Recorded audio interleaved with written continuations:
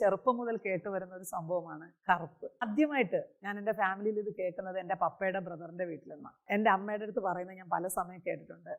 എൻ്റെ മക്കൾ വെളുത്തിട്ടായിരിക്കുന്നത്, അവരെ കല്യാണം കഴിച്ച് അയക്കാൻ വേണ്ടിയിട്ട് സ്ത്രീധനം കുറച്ച് കൊടുത്താൽ മതി, പക്ഷേ നീ കെട്ടിച്ചയക്കാൻ വേണ്ടിയിട്ട് ഒത്തിരി അധികം ക്യാഷ് സമ്പാദിച്ച് വച്ചേക്കണമെന്ന് പറഞ്ഞ് വേദനിപ്പിക്കുന്നത് കാണുമ്പോൾ ഒരു വിഷമം വന്നിട്ടുണ്ട്.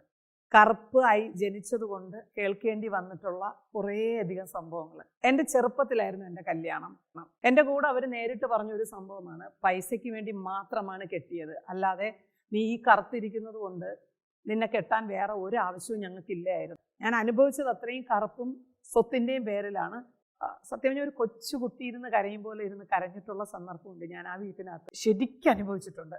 ഓരോരുത്തരും ചിലപ്പോൾ തോന്നും ഒരു കത്തിയെടുത്ത് ഇവിടെ കൂടെ കുത്തിയിട്ട് പുറകുവശത്തൂടെ വലിച്ചെടുക്കുമ്പോഴുള്ള ഒരു വേദന, അത്രയും വേദന അനുഭവിച്ചിട്ടുണ്ട്.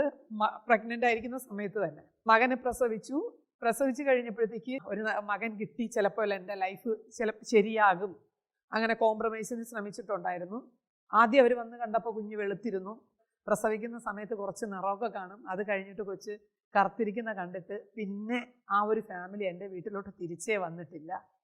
അതോടുകൂടെ എൻ്റെ ആദ്യത്തെ മാരേജ് ലൈഫ് എന്ന് പറഞ്ഞത് അവിടെ അവസാനിക്കുകയാണ്.